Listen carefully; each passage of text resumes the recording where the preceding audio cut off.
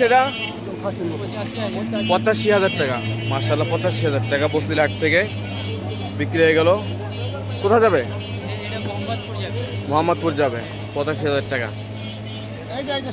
চা দাম ছিল কত এটার?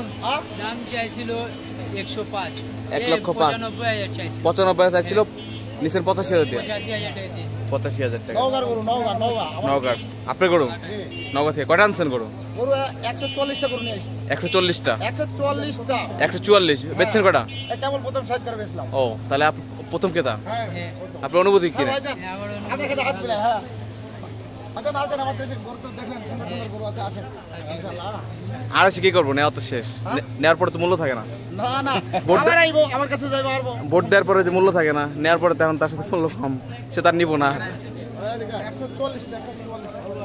তো 85,000 টাকা বিক্রি হয়ে গেল বসিলা গরুর হাট থেকে।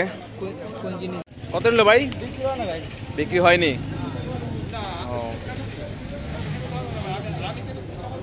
কত নিচ্ছে ভাই এটা? বিক্রি হয়নি।